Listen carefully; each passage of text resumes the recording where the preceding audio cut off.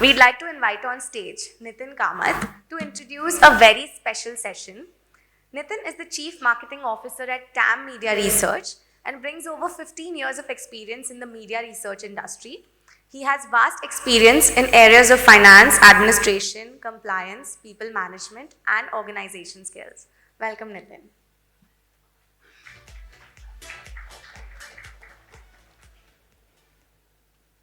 Good afternoon, everyone. Am I audible? Yeah. So, spearing ahead with this year's theme, Taming the Choppy Waters, I'm here to introduce our next guest speaker who will be sharing his wonderful insights on the future of sound. In today's media world, there is a blistering pace of change which has created increasing challenges for marketeers. Volatility, uncertainty, complexity, ambiguity.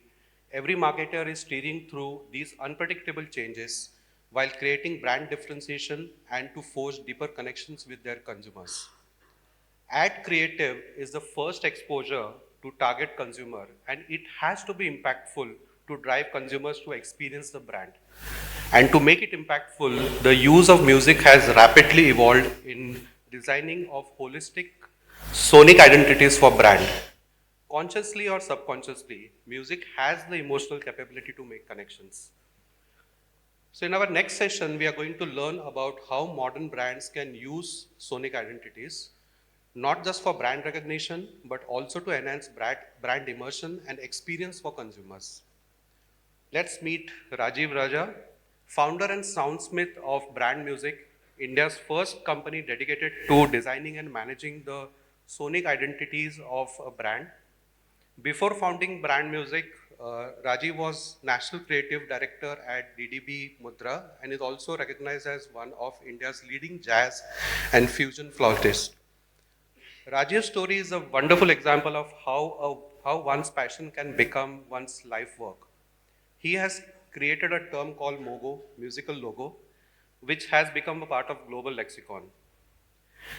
One interesting example is MasterCard is one of the brand who have worked with them, and as the global CMO of MasterCard, Raja Rajamanar says, today a sonic identity is no longer a nice to have, but a must have for the brands. So please join me to welcome Mr. Rajeev Raja, founder and soundsmith of BrandMusiq.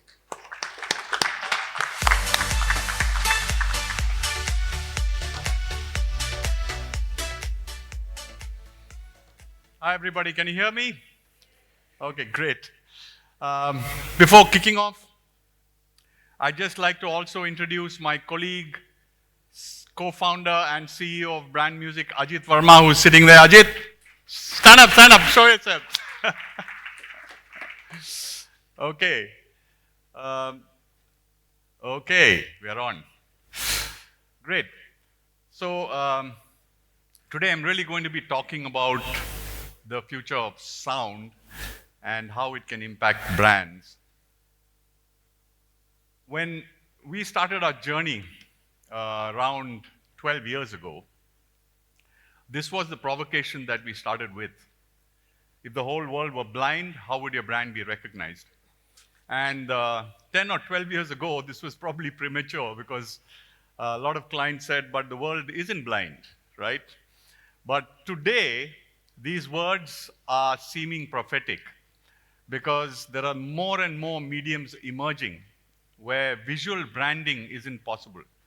And you definitely need the power of sound. You need sonic to accompany your brand. One such example is the entire world of Alexa and voice-activated speaker systems. We'll show you how brands are operating in that ecosystem also. So before we go ahead, let's go through a little sonic experience. Okay, I'm going to play my flute. And I want you all to just close your eyes and go where the music takes you. Now, don't try and analyze the piece of music. It's an original composition by me.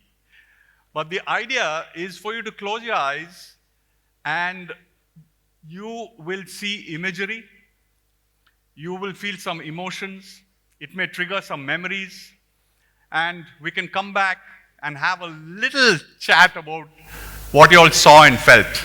Okay? Great. So eyes closed, everybody. Here goes.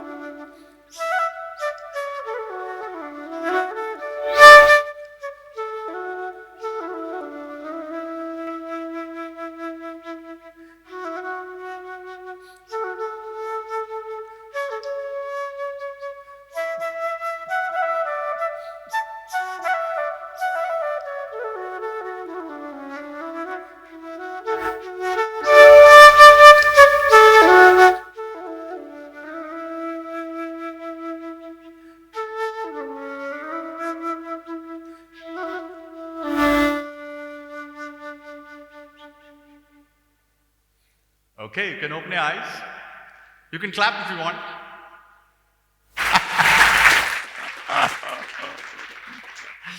Okay, does anybody want to start one word of an image you saw, a feeling you felt, a memory that was triggered? There's no right or wrong answer. Doordarshan. Okay, lovely. Anybody else? Malgudi days. Okay. Mountains. Right? Did anybody see water? Yeah. What about greenery, nature? Wow.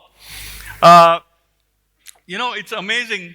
Wherever in the world we played this, not just to an Indian audience, the imagery and feelings have been exactly the same. Did you all feel a sense of wellness, a sense of peace, right? Calm. Now, a Russian gentleman went back to the mountains in Georgia and saw waterfalls and butterflies and children playing. So it told us one thing, that music, to a certain extent, is universally consumed or responded to. And this commonality of feeling across the world is not by accident, it's by design.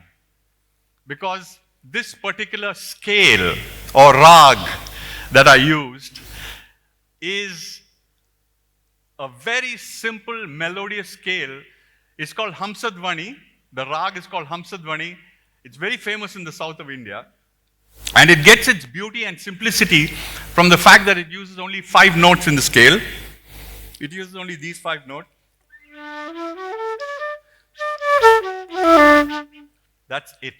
There are thousands of compositions just using these 5 notes.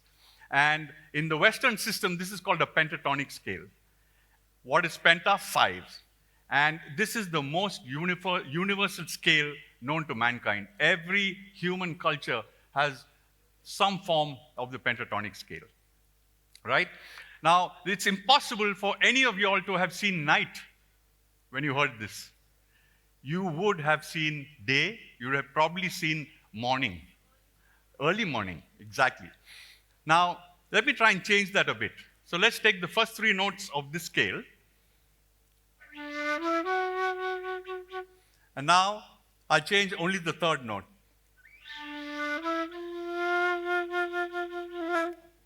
Did you feel melancholy, right? And you probably moved from dawn to dusk. So, this really is where we started our journey. When we started BrandMusiq, we said, look, we don't want to be a jingle maker. We want to be sonic identity specialists. And for that, we need to understand the science of sound, right? The power of sound. And we all know how important music is in our lives. When we are happy, we like to listen to music. When we are sad, we like to listen to music, right? It always plays a role in our lives. But why are we understanding the science of sound? Because we in India have a rich legacy of ragas. And you know that there are morning concerts which have morning ragas and afternoon concerts which have afternoon ragas and so on and so forth. So what is the difference between these? It's just the permutation and combination of notes that evoke different emotional responses in each one of us, right, as I just demonstrated. So if we understood the power of sound and the science of sound, we then are able to create the unique sound of a brand, right? So how do we go about doing this? Every brand is like a human being, and just as everybody sitting here has a different DNA, so also we believe do brands, one brand have a different DNA from the other. Once we understand the DNA of the brand as if it were a human being, what kind of emotion the brand wants to evoke, then we are able to, using the science of sound and the art of music, we are able to create a unique sound for that brand. We spoke briefly about the Mogo. So we say Mogo is the new logo because of the digital explosion today. There are so many what we call ear points. The marketing jargon is touch points, but we say, hey, brands have to think about ear points now, and ear points are simply where your brand can be heard. So once we create the sonic identity, we map the customer journey, and we actually create the sound across the ear points that the customer can hear it at. And this suddenly opens up the entire world, because it's no longer just at the end of a TV spot. A ear point could be on your app. A ear point could be on your website. A ear point could be on ground at an event like this, right? So it just opens up the whole world, and then we design the ear points to create a 360 surround sound and impact for the brand, where the brand sound accompanies it wherever it goes. So this is what we've been doing for the past 10 years, designing and managing the sonic identity of a brand. Early in our journey, we used to design a master sound and hand it over to brands. But today, more and more brands are coming to us and saying, hey, how do we manage this? You saw how the change of one note could evoke a different emotion. So how do you stay within the corridors of the sound of the sonic identity, but at the same time give the creative agencies and other people who are going to be amplifying the sonic identity enough flexibility within the framework to create different versions, etc. And we'll show you with an example of how that can be done. But one of the things we realized very early on is that music is subjective, right? And if we were sitting with marketing heads who were going to take a decision, they were not necessarily music literate. And music is a bit of a black box because color is easier to understand. You know, if a brand said, look, we are about wellness and we have herbal ingredients, then you'd probably say, the visual identity company would say, okay, then why don't you use nature green as your color? And you get the connection immediately.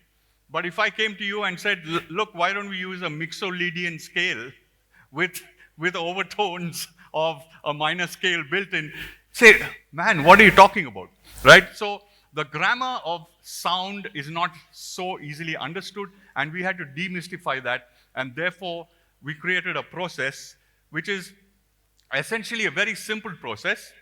There are 3 stages.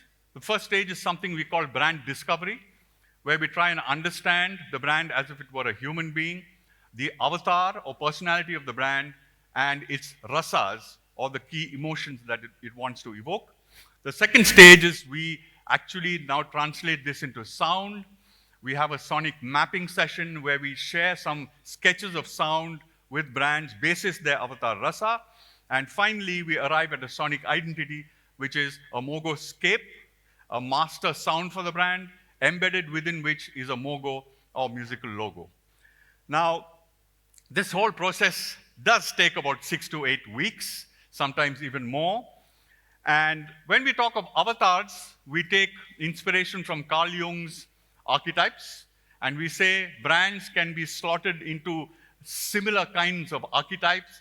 So Mercedes is a ruler brand, J&J Baby is a caregiver brand, Apple is a creator brand, Chanel No. 5 is a lover brand, Aam Aadmi, maybe Big Bazaar, IKEA, Jester brands, Fevicol is a Jester brand, magician brands, Walt Disney, Nike is a hero brand, outlaw brands like Virgin, innocent brands, Dove, Pears, explorer brands, Land Rover, Sage Brands, The Economist, The Hindu in India, and we've come back to Creator. So this is a workshop where we ask brands to just, say, hey, what kind of avatar do you think you are, right? Are you a ruler? Are you a caregiver? Once we get that, we move on to the rasas. What emotion do you want to evoke? And here we draw inspiration from our Indian Navarasas. It's possibly a 10,000-year-old theory of rasas, which says the endeavor of every artist is to evoke certain rasas in the audience. And these rasas are based on 9 principal emotions of love, laughter, compassion, anger, courage, fear, disgust, wonder, peace. The Sanskrit is much more evocative. Sringara, Hasya, Adbhuta, and so on and so forth. But these rasas have a continuum. So if you take Sringara or love, we're saying affection, belonging, warmth, romance, passion, intimacy, right up to sensuality, right? So each of these rasas, again, we ask clients to identify 2 or 3 rasas that they want to evoke. And this invariably gets connected to the category you're in, right? So if you're a motorbike brand, it's unlikely that you'll be talking about Karuna. You'll be talking about Adbhuta, or you'll be talking about Veera, right? So on and so forth. Once we get this avatar rasa combination, we are able then to map it to sound. Because a ruler will sound like da-da-da-dum, da-da-da-dum, da-da-da-dum, right? A caregiver would sound pa-ra-ra-ra-ra-ra-ta. Okay, so that also starts defining the kind of composition you create, the kind of instruments that you use to evoke the kind of BPM or beats per minute, how fast, how slow, to evoke this set of avatar and rasa for the brand. And therefore, the identity then becomes a mogoscape, a mogo, and a mini mogo. Now, mini mogo is a new thing that's happened in the past 3 or 4 years, especially post-COVID or during COVID, where brands said, look, I got only 1.5 seconds. A mogo is 3 seconds. I've got 1.5 seconds. What can you do in that? And we'll show you an example of how every brand today needs a mini mogo. And once we create the basic sonic identity framework, then we spoke of earpoint mapping, and now we map how to create the sound in a 360 way across all these earpoints. As I said, it could be at retail, it could be TV, it could be digital content, social media, digital activation, so on and so forth. And that was just a precursor. Now, theory is good, but how does it translate into actual practice? And we started off, we got our breaks as we went along. It took a while for brands to understand that sonic branding is not just ek jingle banao, that there was much more science to it. So one of the first big breaks we got was Vistara, after which was HDFC Bank. And I think on the basis of that, MasterCard sitting in New York heard some of our work, and they said, hey, why didn't you give it a shot? And like all good things, it happened very fast. And within a week's time, we signed on with MasterCard to create their global sonic identity. So let's take you through that journey. It'd be interesting for you all to know the avatar combinations and rasa combinations that MasterCard chose. They said, look, we are about creating priceless experiences. Therefore, there's a magician in us. It's about magical experiences. And we are in the credit card and debit card category. So everybody's invited. Very inclusive across gender, across geography, across socio-economic strata. And the emotions they wanted to evoke were a sense of optimism, joy, and surprise. Now, going back to our science, when we look at magician, all you have to do is watch a lot of Walt Disney films and close your eyes.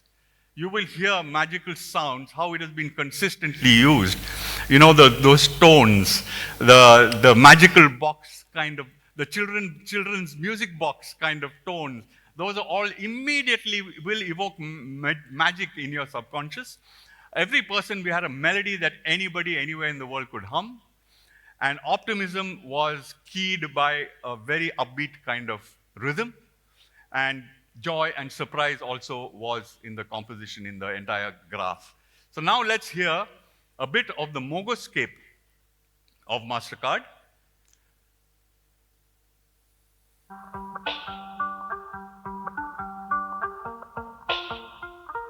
Some water.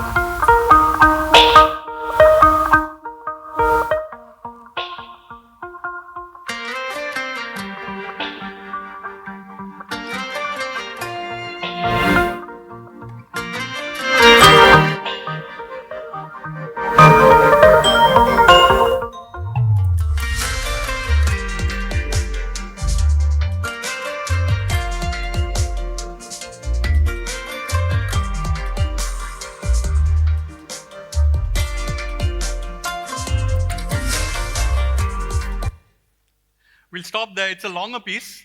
It goes into a bridge section, but could you all sing the melody with me? Ta ra ra ra ra ra. Come on. Ta ra ra ra ra ra. There you go. Okay. Now let's listen to the mogo. 3 seconds. I'll just play that again. Oops, sorry. Skip to the mini mogo. Okay.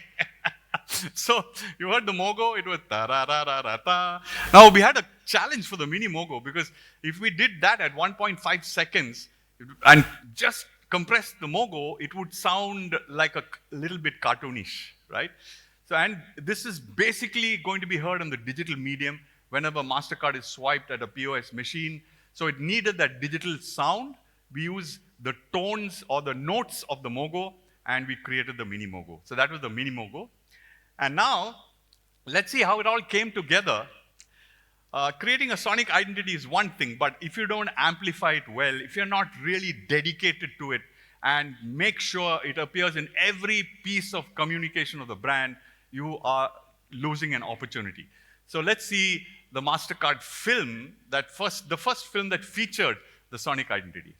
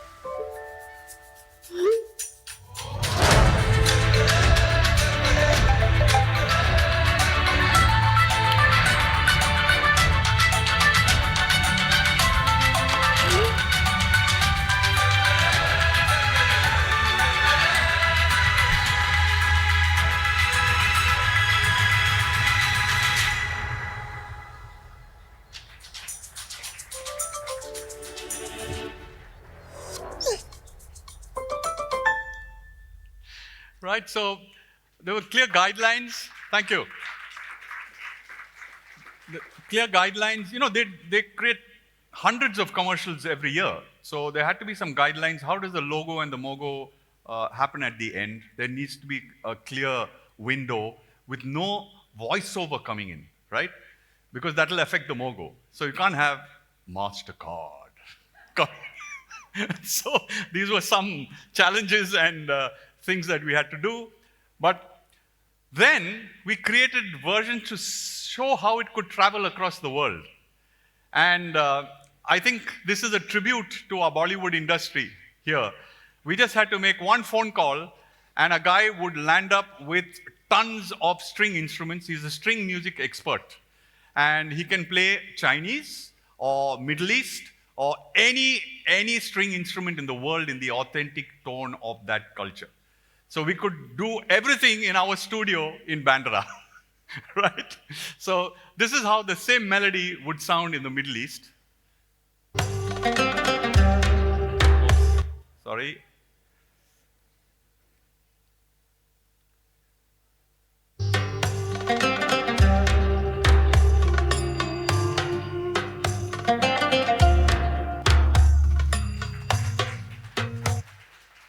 Or Latin America.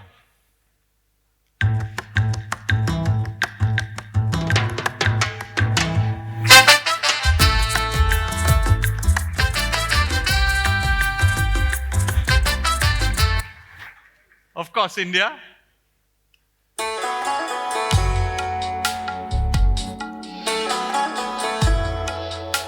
So we didn't stop there. We created versions for South Africa, we created versions for Greater China, etc.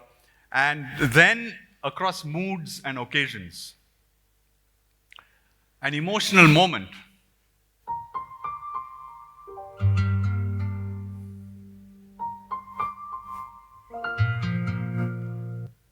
Priceless Nights, MasterCard Priceless Nights, an EDM version.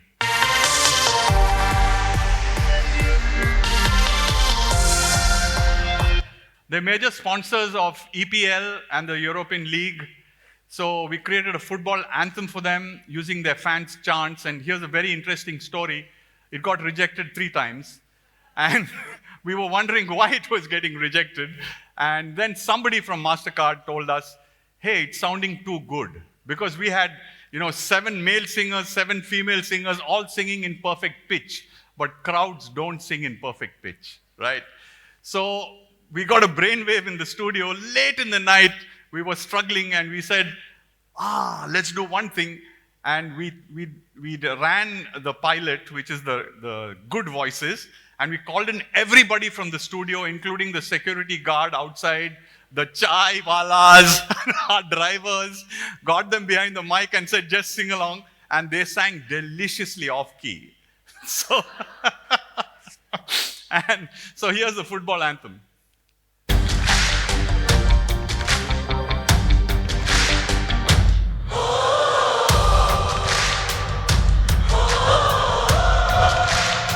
They use this, thank you.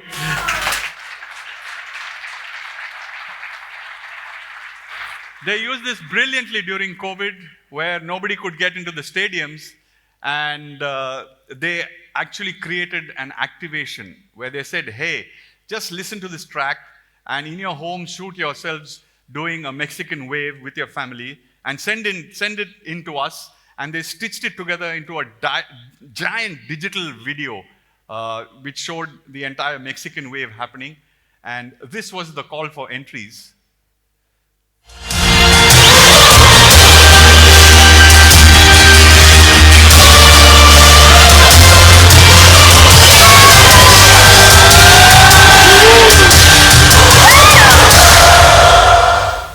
So the thing is, when you have a sonic identity, there's so many things you can do to activate, engage, create experiences around it. And that's really something, hats off to Raja Rajamanar and his team. They've done some incredible work with the basic sonic identity that was created. So let's see how the Mini Mogo plays out in e-commerce.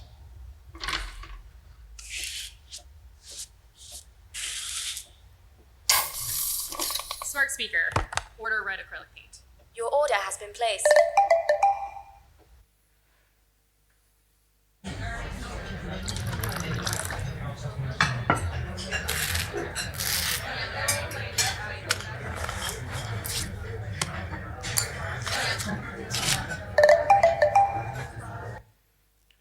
And finally, this is a very, very interesting initiative.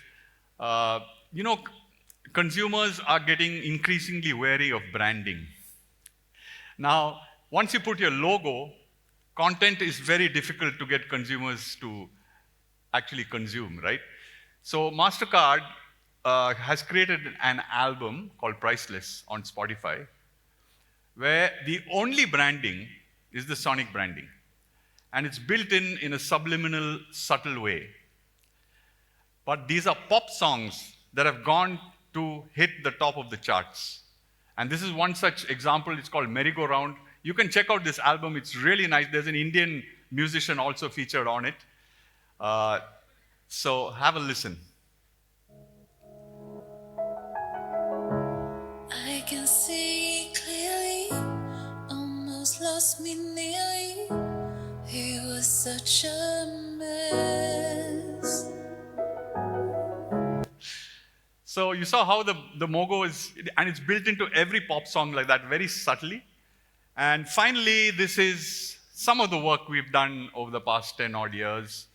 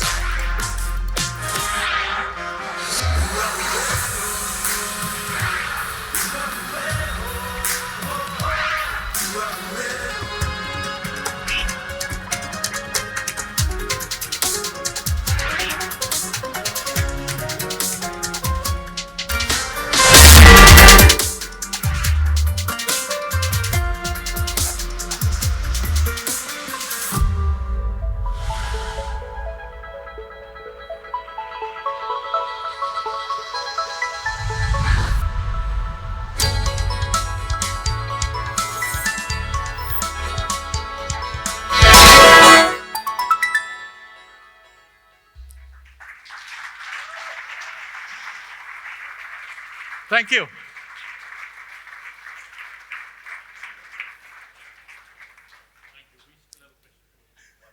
Okay. Sure. So, the archetypes that you showed, are those based on the implicit understanding of human needs? Any frameworks of human understanding, or is it research based? The archetypes? Yeah. Well, I must confess, I'm not very savvy with the whole research world. So, there was. So, I think the question was really if these are the archetypes are documented, right? Was Yeah, the question really was that the archetypes that you showed, how did you arrive at it? Was it research based? right? How did they emerge? So those. Oh, okay. Yeah. So I think they're based on Carl Jung's theory of archetypes, which are absolutely accepted by the academic fraternity. And Carl Jung said that human beings can be divided into different character types.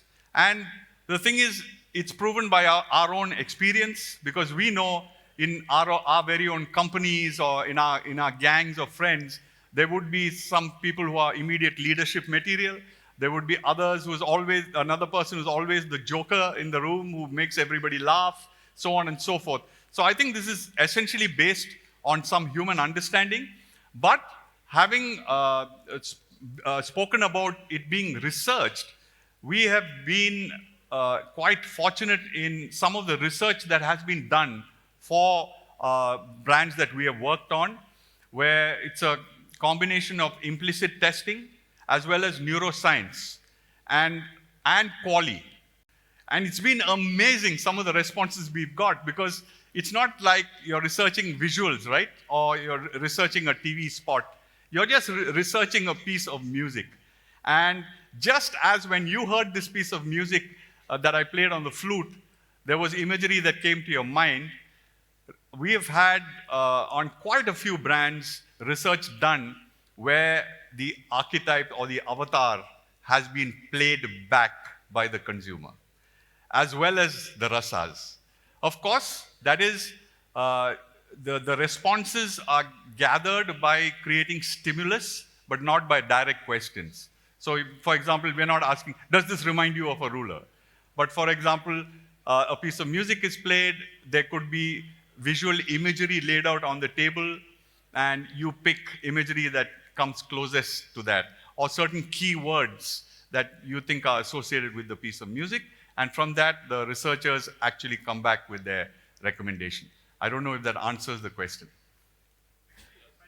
Yeah, come, Ajit.